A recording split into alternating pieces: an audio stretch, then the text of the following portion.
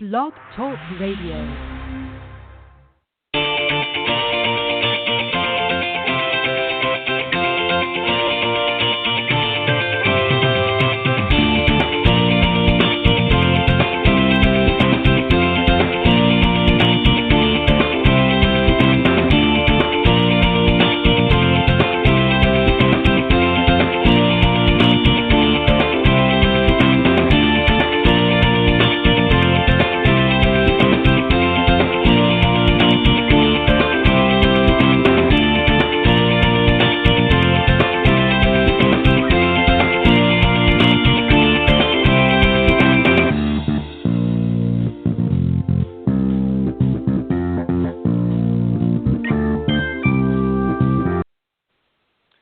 Good morning, everybody, and welcome to the Women of Golf Show. I'm Ted Odorico, and right alongside, of course, every week is LPGA Professional and Legends Tour player Cindy Miller, and we are the hosts of the Women of Golf Show. Good morning, Cindy.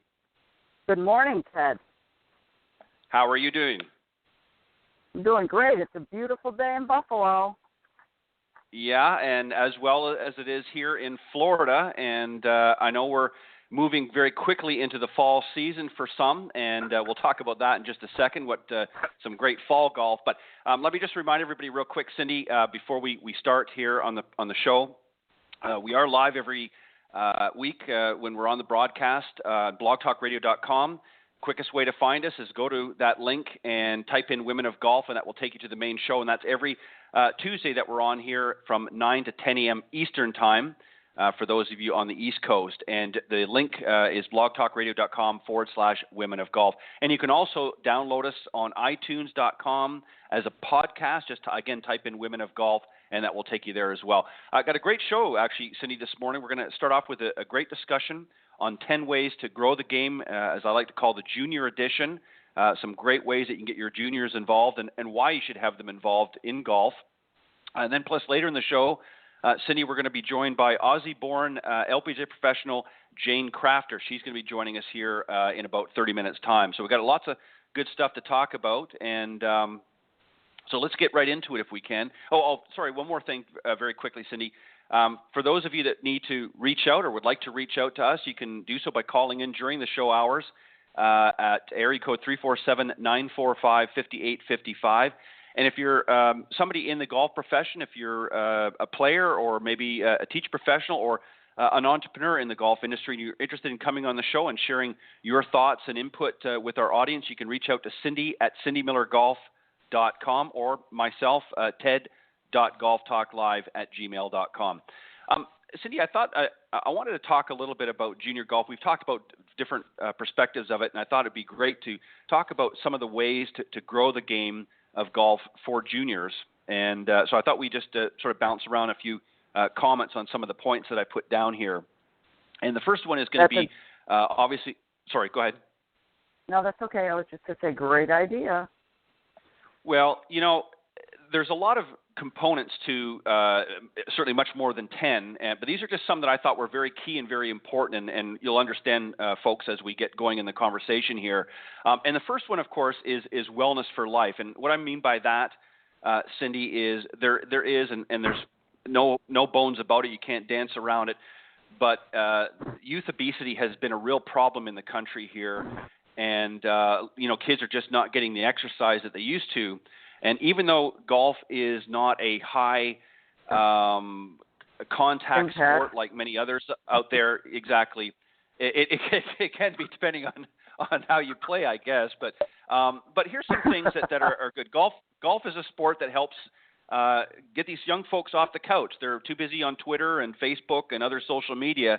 And here's some interesting fact that I didn't even realize. I always knew that you could lose a little bit here, but playing golf, walking around the golf course, and particularly if you're carrying your bag, and here's just an example, a 150-pound person can burn as much as 350 calories and walk more than 10,000 steps in a round of golf.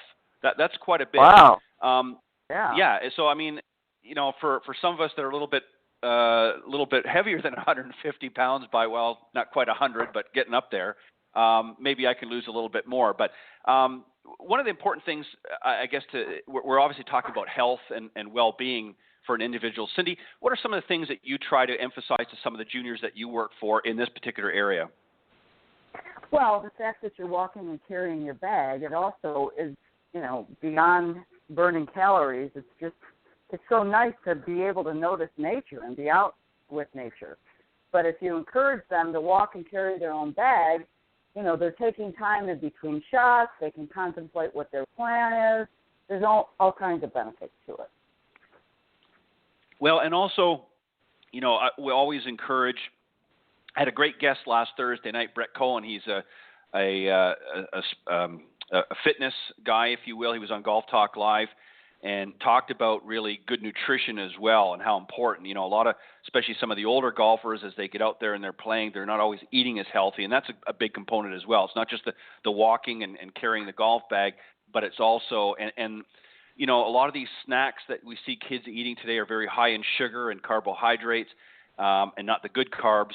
And they're just packing on the pounds, and sitting on the couch or in front of a desk, typing away on their computer, they're not really getting some of the benefits. And not all kids belong on a sports team or play after-school events. So this is a great opportunity, especially for you golfers out there. Get your kids involved. There's many great benefits. And this leads into point number 2, Cindy, is spending time with family.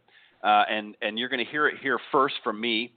But I think this is going to be the next evolution of golf. I mean, there's lots of families out there playing right now, but I think as more and more women, particularly, Cindy, get involved, I think you're going to see them getting the kids involved in that sport as well. And so family golf is I think, is the next one. And you're already starting to see it now, aren't you, Cindy? Absolutely. I mean, we do family lessons, a group of, 3 or 4, mom and dad and the kids. And it's a lifelong, like you said, it's a lifetime sport. I got a good story for you. My husband, Alan, was chosen for 2 Walker Cup teams, which is like the Ryder Cup for amateurs. And today and tomorrow at Quaker Ridge Country Club in New York City, there's a Walker Cup reunion. And so because Jamie, our middle child, is a pretty good player, he's a +3, I think, Alan and Jamie got in the car and drove to New York City for the Walker Cup reunion. I mean, and Jamie's 31. And it's lifelong friends. One of Alan's roommates from University of Georgia, who's now a member of Augusta National, he's play golf with him tomorrow. I mean, it's just a lifelong family event if you choose it to be so. And it's great quality family time. Right. And the other thing, Cindy, too, that I've often thought about, there's so many fantastic resorts out there.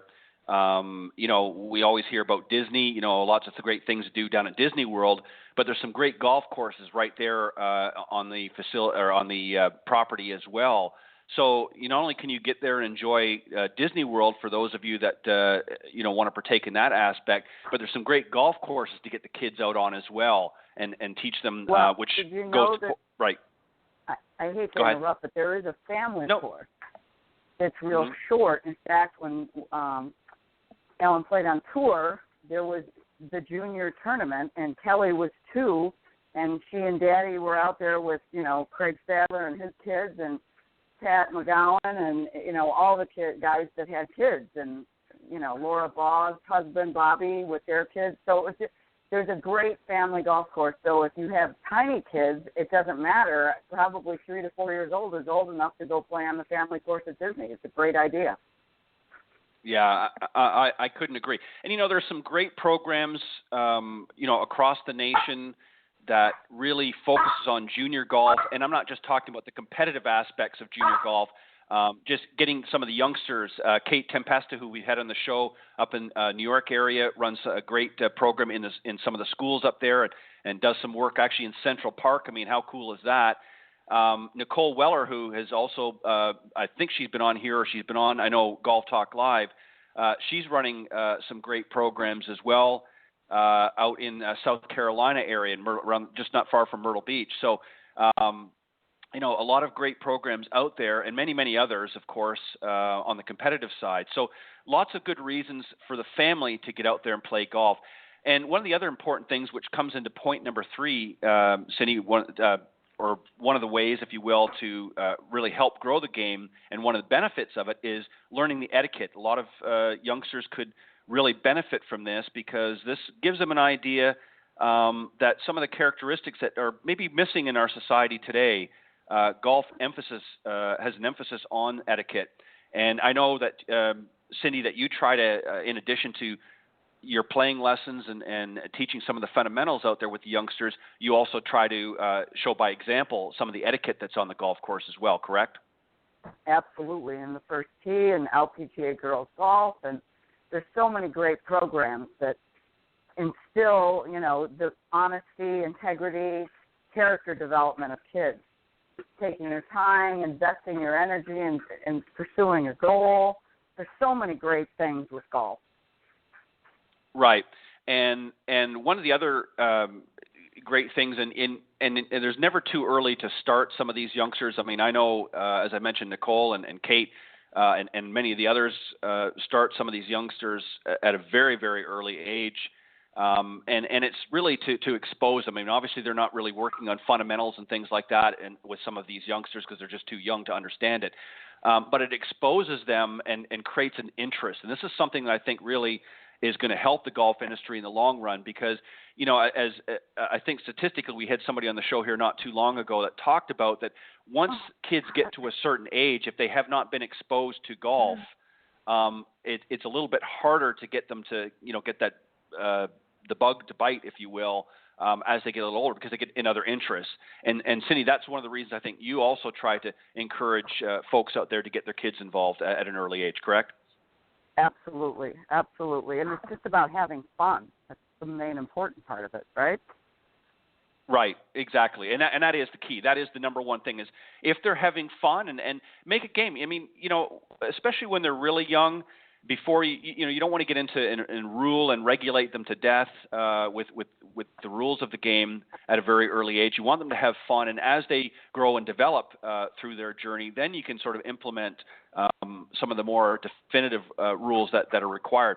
The other thing too that Cindy, and one of the other ways this is going to help is in preparation for business, whatever area of business life that you navigate as you go on, folks. This is a great way to help the kids and teens particularly prepare for careers in business and other professional arenas because as we've talked about on the show, Cindy, a couple of points.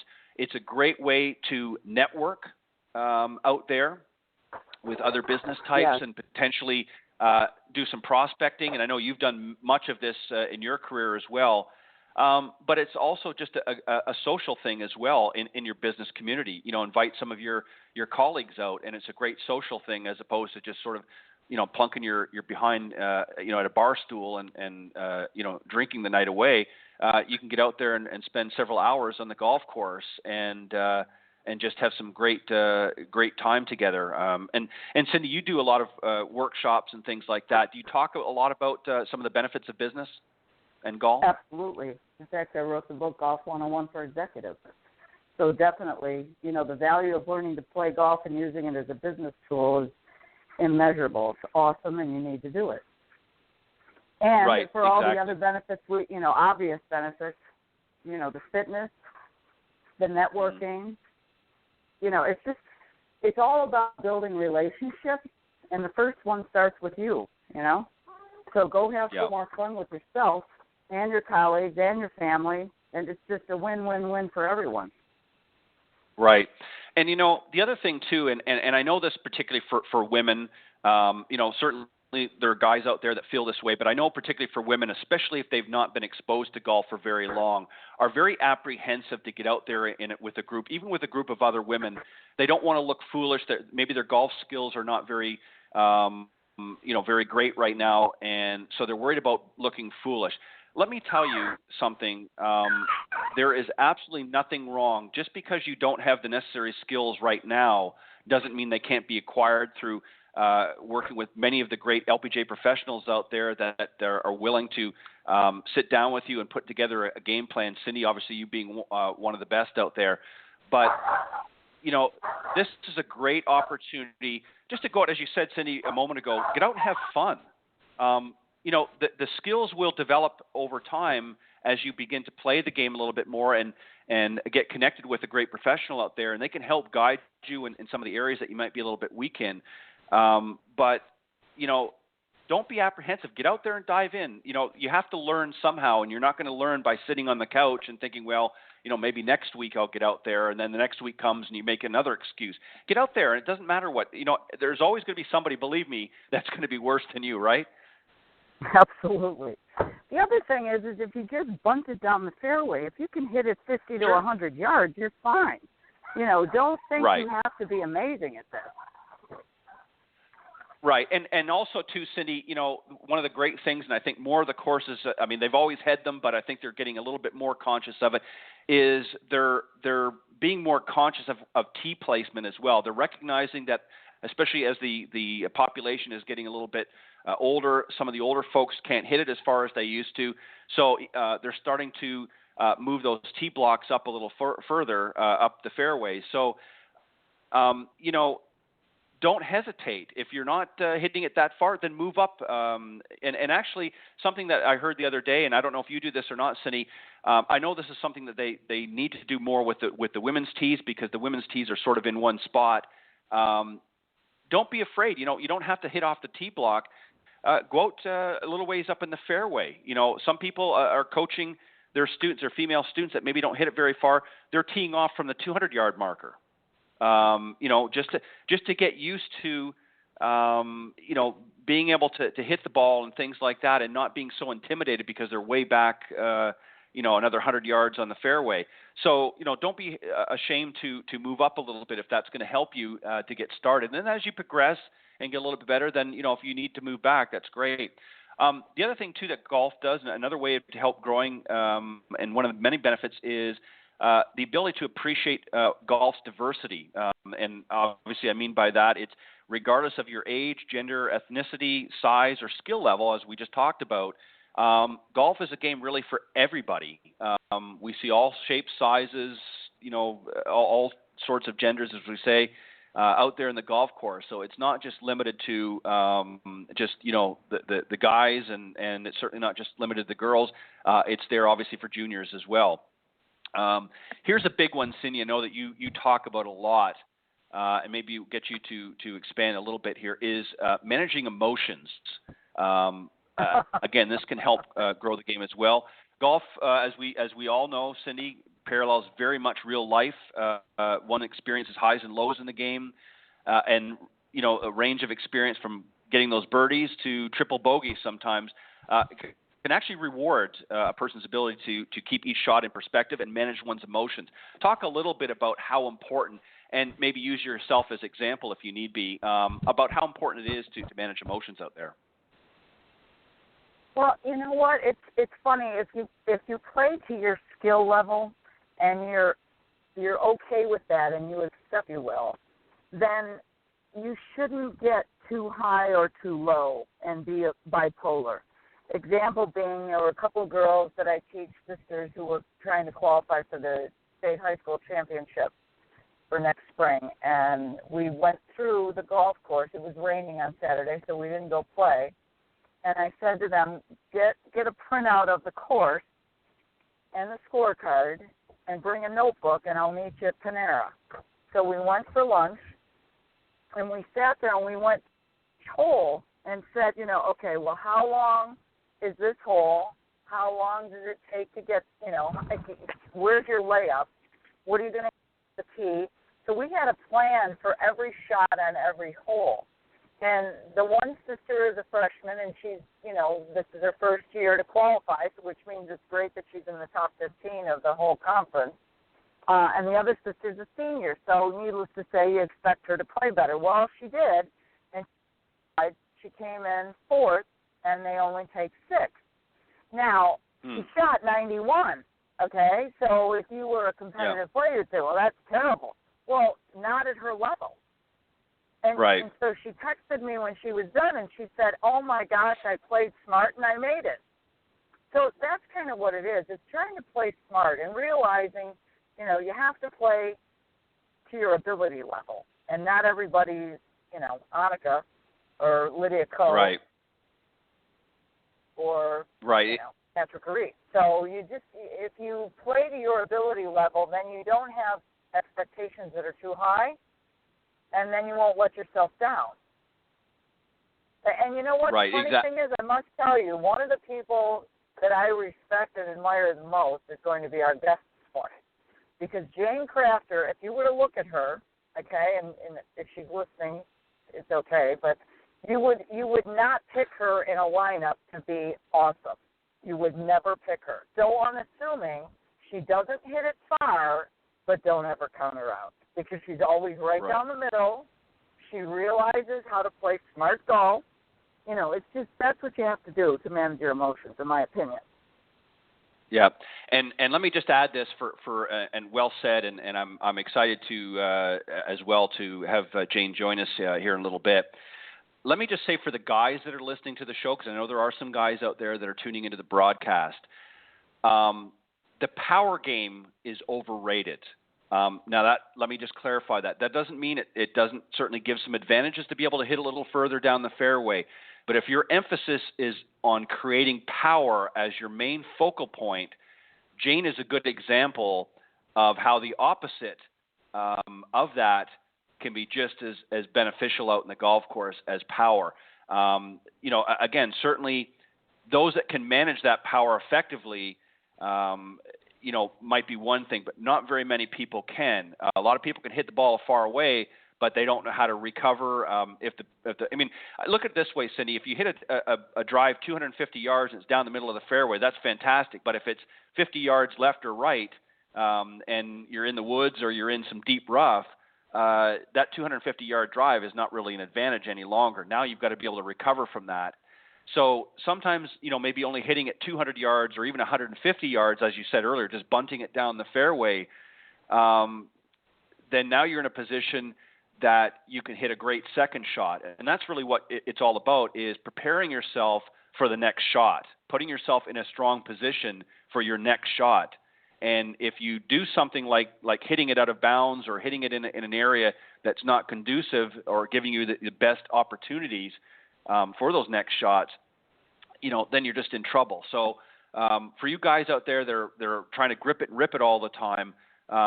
You might want to tune in or continue tuning in for when Jane comes in. Let her talk about some of the things that she's done out in the golf course. As you said, Cindy, she's not a power hitter, but she's powerful on the golf course. Let's move on. Number 7, and this is a very quick one here, is this provides a safe place to play on the golf course. Again, these facilities are great for mentoring relationships, as you talked about, Cindy, but also creating a safe environment. So, if you want a great place to take your kids, especially for you moms out there that want something to do instead of just walking them around a few laps around the mall and that, get them out on the putting green or out, at your local golf course or golf center, and let them do some things that will, create some memories and have some good fun and get them interested in golf in general.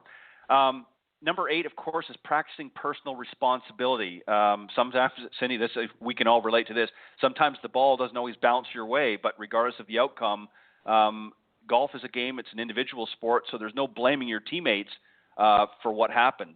Again, this goes back to managing your emotions as well. Correct? I mean, you're not going to hit a great shot every time. You've got to be able to handle yourself well on the golf course, correct? Absolutely, and personal accountability. Right, exactly. And you know what? Here's the other thing that I see a lot. There's an awful lot of cheating going on as kids. There's an awful lot of kids who I think are trying to impress their parents. And so moms and dads, if you're listening, please be aware that your kids are trying to please you. And if you put too much pressure on them, they're going to cheat to try to make their score be lower so that they make you happy. And that is the worst thing that you can teach them ever.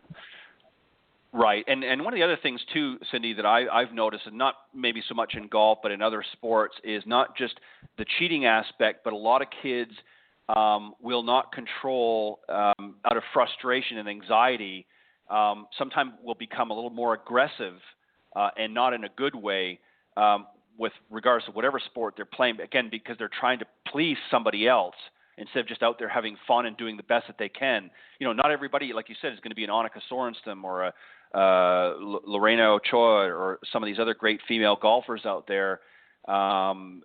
or Nancy Lopez, that sort of thing.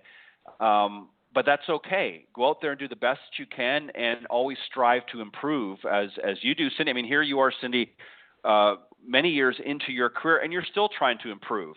So it's a continual thing, and you can always get better.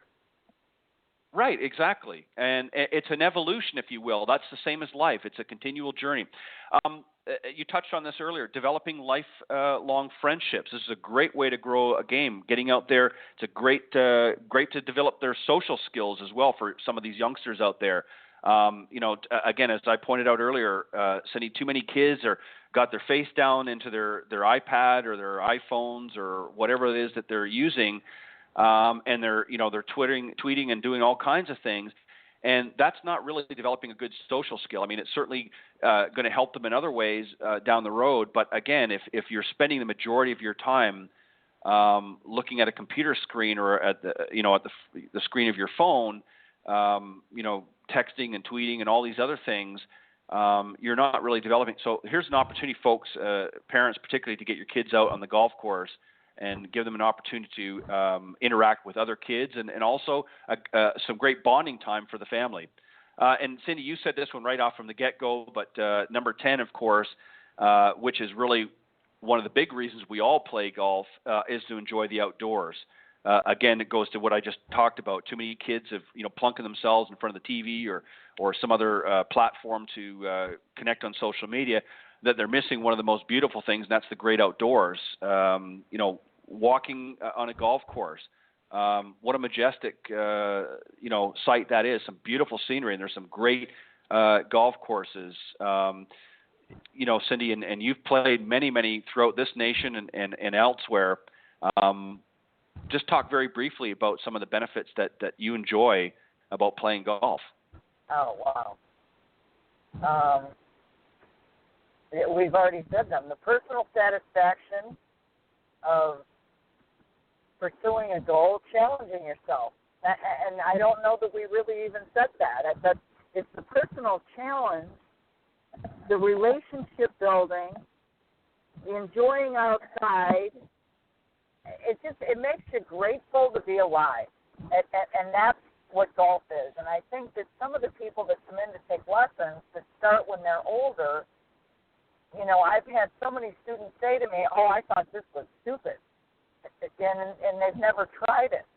And now they're hooked and addicted, and they're like, wow, this is awesome. I love this game. So we just need to expose this game to more people so that it grows and has a healthy, another 300 or 400 or 500 years, however long it's been around, because it's just an awesome game.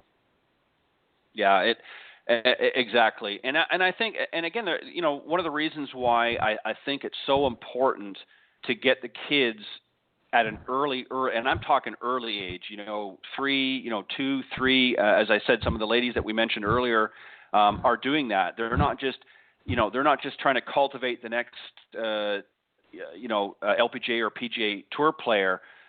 They're trying to expose these kids because there are so many valuable lessons that can be learned through playing golf. And also, too, that, it's not just the playing golf. There's a lot of opportunities on the business side of golf as well. Maybe you're not going to be the next, Masters winner or on the next Solheim Cup, but you might have a skill which, could be developed on the teaching side of golf or, on the development side in some other aspect. So there's lots of great positions, particularly for women right now, that are opening up that are just phenomenal. And, getting out there, as you said, the social aspect of it, not just playing with your own group, but meeting and mingling other people, traveling as well. We didn't really touch too much on that, but traveling as well. There's some great opportunities for particularly for ladies and get their kids involved. And of course, you got to bring the husbands along too. Well, you don't always have to, but sometimes it helps. But some great family vacations can be wrapped around and to include golf as well. So that's another great way to get some of the juniors involved.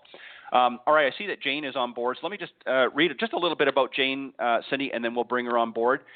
Jane started playing golf, as many of us have, at the ripe young age of 6, and credits her father, Brian, and forgive me if I'm not pronouncing, Whiffy Smith, Donna White and the late Dr. Dee Dee Owens as individuals that most influenced her career. In 2004, she was honored as one of South Australia's greatest ever sports stars by the Queen Elizabeth Hospital Research Foundation. She also enjoys collecting golf antiques, wines, orchid growing, gardening, cooking, and fishing. Has 2 cats, Sugar and Spice, and is a women's golf television commentator for ESPN and NBC. Is a playing editor for Golf Digest. And her nickname is Crafty. We're going to talk to her a little bit about that in a few moments. And qualified for the tour on her second attempt. She's a former pharmacist, actually, from Adelaide, Australia, and joined the LPGA back in 1981. Won the actual 1990 Farmore Classic, 92 and 96 Australian Ladies Masters, and the 97 Women's Australian Open. And as I mentioned, she's a TV analyst for many networks and also involved with the Golf Channel and PGA Tour Live, and as well as the vice president for the WSGA Board of Directors for Legends Tour as well. And we're going to talk about a lot of different things with Jane, but let's bring her on board, Cindy. Good morning, Jane. Thanks for joining us. Hey, good morning. It's very early out here in Arizona, but the sun has come up, Cindy. Well, that's good. We thank you for getting up early. Oh, not a problem. Anytime. It's great to talk to you both. Thanks for asking me to be on. Well, thanks for joining us. Well, what's your first question? Well, thank you, Jane.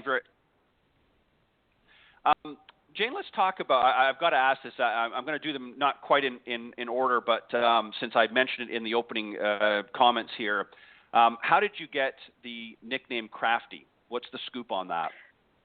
Well, it's funny because with the last name Crafter, or Crafter as we pronounce it over in the States, it was just a natural. Everybody just called me that. I only had one amateur friend who's used the nickname JC, but I figured with the good Lord, Jesus Christ, that was probably not a good one to keep using. So I just decided that Crafty was good, and pretty much everybody calls me Crafty these days. Very good, very good. Jane, Cindy and I were talking about some of the ways to grow the game, particularly with junior golfers. And obviously, you've had, through your career, you've been able to watch a lot of youngsters coming up through the ranks. What are some of the benefits that golf can provide for some of our junior folks out there that not necessarily those that want to play professionally, but just junior golfers in general? What are some of the benefits that you've reaped as a professional golfer? And just playing around the sport for so many years, what are some of the benefits that they can obtain through getting golf in their life, including it in their life? Well, that's a wonderful question. Certainly, the thing that I feel is the most important aspect of that is really players, young junior players, get exposed to good manners, good etiquette, good sportsmanship. I think it builds character. I think it builds teamwork, even though it might be an individual game. I just think that, and I think a wonderful example of this really has been the First Tee. I'm not personally affiliated with the First Tee, but I love what they do as far as, developing, good manners and good etiquette and respect for one another. And I think golf is singularly the best for developing a young person's character. And whether you become, a great amateur player, you represent your school or your state or your university or whatever level of golf you achieve, is really immaterial. Golf is a game of a lifetime, and I just think that as we honor Arnold Palmer today up in Latrobe, talk about a game of a lifetime, and I think that's why people should get their kids involved in golf. It might not be the sport that they're the best at, but it's such a great social game. It's such a great tool for business as they grow older. It's great for networking. I just, obviously I've played golf all my life, and it's just done wonders for my life. And I can't imagine, where I would be in my life if it wasn't for my dad, who introduced me to the game. He was a a great golf professional and a teacher, and eventually became a commentator. So it's kind of fun that I followed in his footsteps. But I'm very grateful that, you know, I got exposed to golf at such an early age. Let me just expand on something that you had just said. Obviously, I'd be remiss if we didn't mention Arnold Palmer. Unfortunately, we've lost him recently, and what an ambassador to the game. But and I'd like, if you can, Jane, if you wouldn't mind maybe sharing a memory or that you've had of Arnold throughout his career that really touched you. But let me just say this. When I think of Arnold Palmer, obviously, again, he was an ambassador to the game, but he was a great human being. He was something. He was someone who really, in my opinion, epitomized what it means to be a giving person. Unlike anybody I've ever seen in the golf industry, I mean, and there are many certainly that do things to give back, but he was always giving of his time, and you know, he just was such a great person to look up to. Share, if you wouldn't mind, maybe a memory that you have, a fondness of Arnold Palmer. Sure. From your time knowing him. You know, I didn't know him well. As a kid, you know, my dad was a golf pro up in a course in Adelaide, and I do remember, and I'm not sure what age I was, probably early teens, I'm thinking. Might even have been before I turned 10. But Dad had hosted an exhibition match between, okay, listen to this foursome. We'll start, you know, low. We'll go Bruce Devlin, one of Australia's best golfers, Gary Player, right, Jack Nicklaus, and Arnold Palmer at his golf Wow. course. And it just gives me chills thinking about watching them play golf. And, you know, they did play the Australian Open in Adelaide a couple of times, and I'm thinking it was probably around 1963, but still. I still have their autographs in my autograph book that I had as a kid. So they're all on one page, which is amazing. I don't remember meeting them then, but I do remember meeting Arnold Palmer. We played a golf tournament in Victoria. It was called the Victorian Open, and it was the state championship, but it was run by a promoter who really wanted to give some pizzazz and do something different for this particular event. So every year he would have a famous American player come over, and also played alongside the guys 2 women amateurs from each state, which was really unheard of, you know, back then. I mean, I don't think there's only one other tournament I know now that does that. But anyway, I was lucky enough to be chosen from South Australia, and I was out there on the range, and the honored guest that year was Arnold Palmer. And so I'm out there on the range. You know, I haven't had a chance to meet him, but I'm on the driving range warming up, and I've got a good friend who I used to stay with there, caddying for me with our little buggy, you know, our little trolley, and she's watching me hit balls. And, you know, I've gone all the way up to like my 4-iron, and Arnold Palmer comes walking behind and stops and leans his elbow on Margaret's shoulder and starts watching me hit balls. And I'm thinking, oh my gosh, why could this not be a sand wedge when Arnold Palmer is watching me hit golf balls? I'm about having an apoplectic fit. And anyway, I managed to get a few in the air, and I turned around and, you know, said hello and introduced myself to him. He said, "Looking good, little lady, looking good," and then just walked on.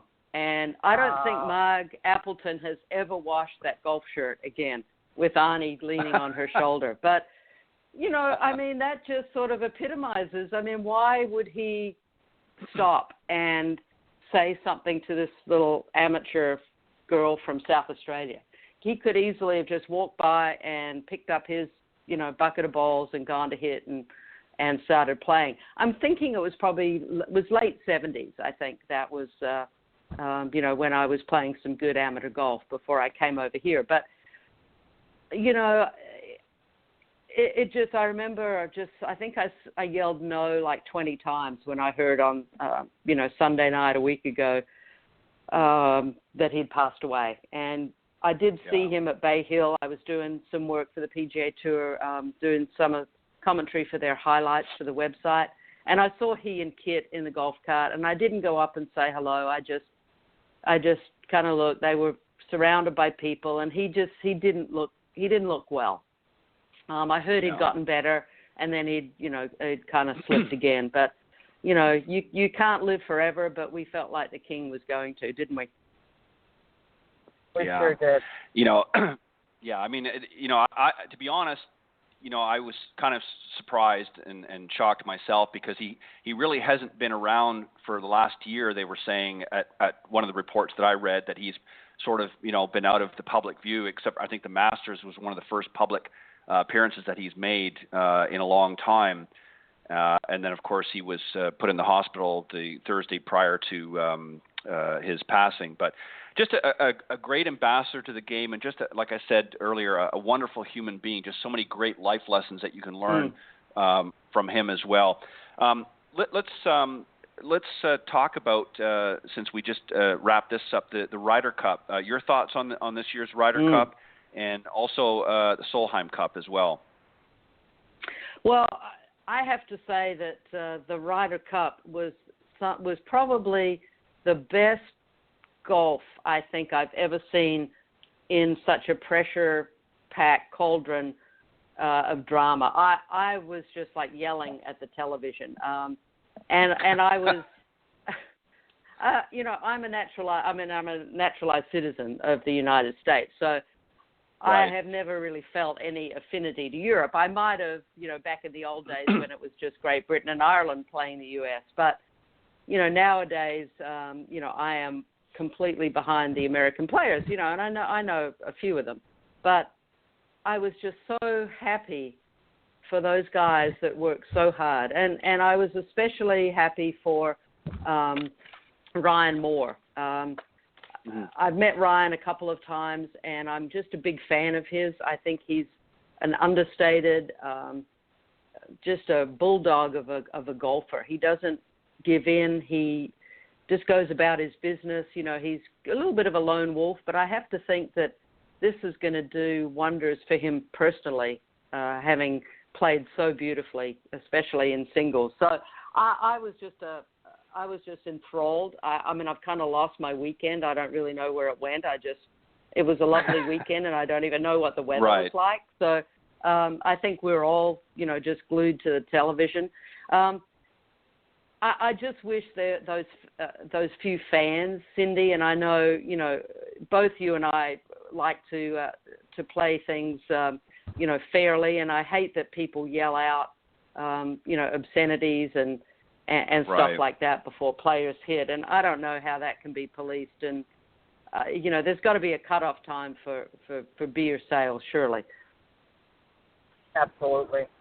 It's ridiculous. Yeah, I remember back some years ago now when Colin Montgomery was playing, and I remember the same thing happened. There was some chatter. Now, and it certainly doesn't make it right, but I know that he had made some statements, I believe, in the weeks leading up to that Ryder Cup that I guess ruffled a few feathers. So it was, some people felt it was payback, and that's just not right. It's not, and you're right. It's very difficult to police that.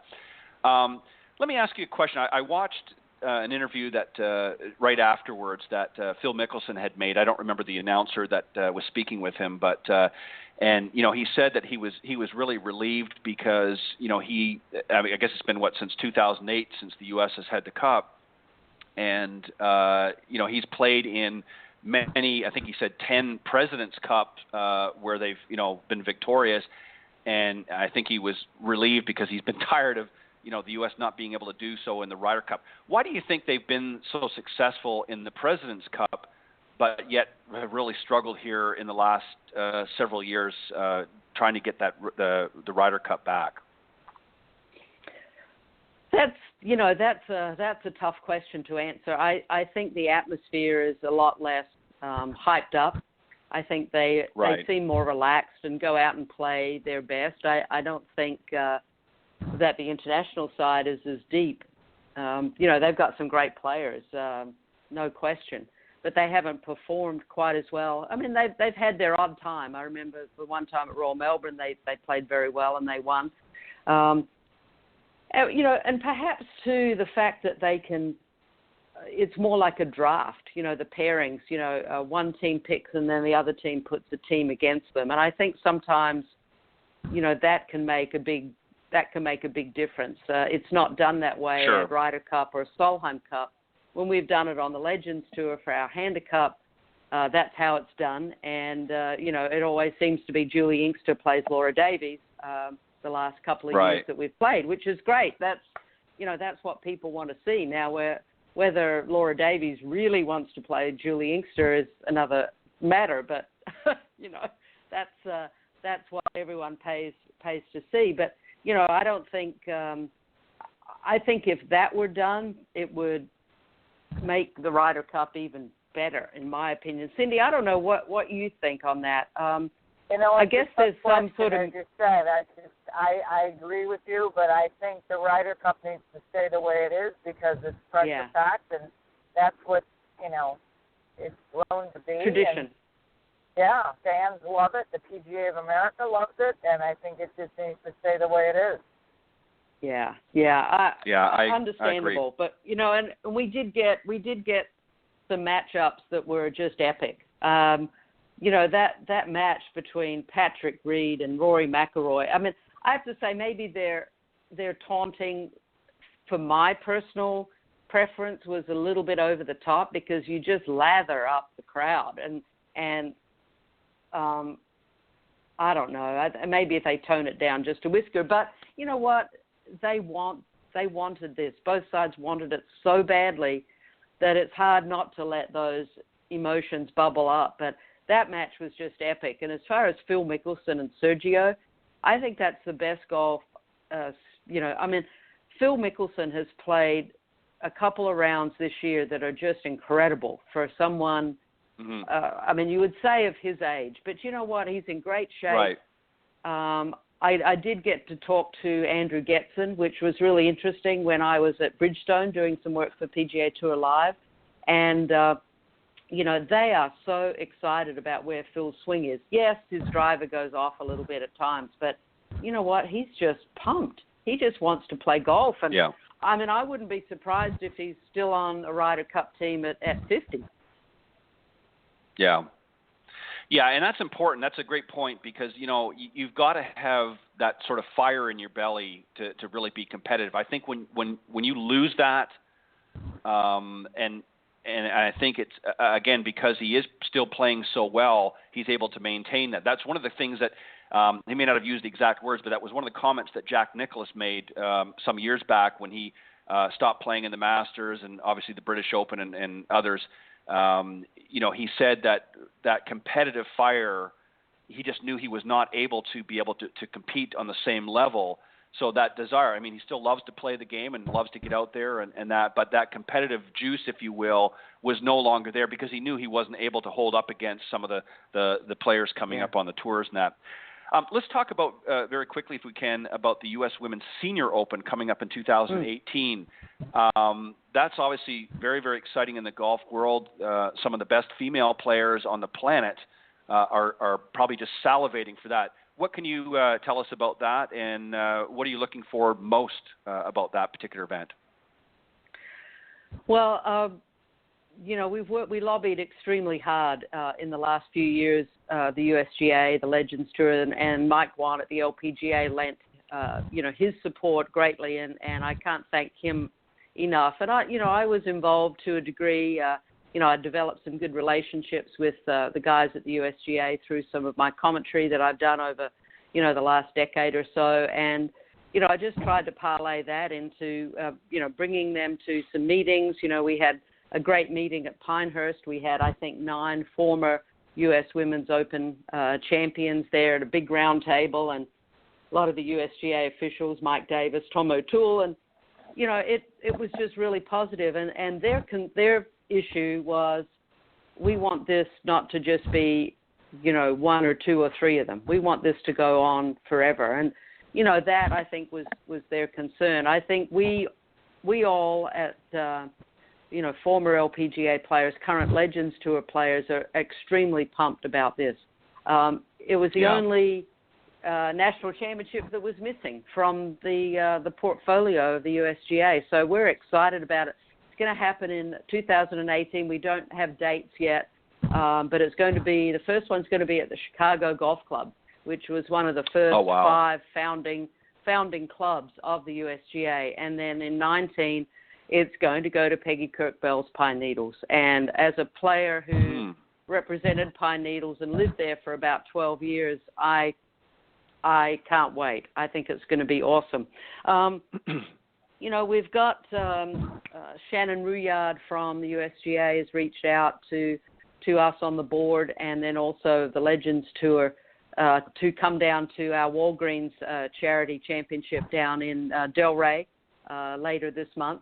And she's going to be having some meetings and just look around and see, what our tournaments look like, talk to some of our players, get some insights, and, we'll be talking to her about, the entry criteria and qualifying and things like that. So, even though, it's a ways away, it's kind of creeping up on us. And, Cindy, we all need to get our games working hard, right, mate? Yeah, we need to work out and hit ball.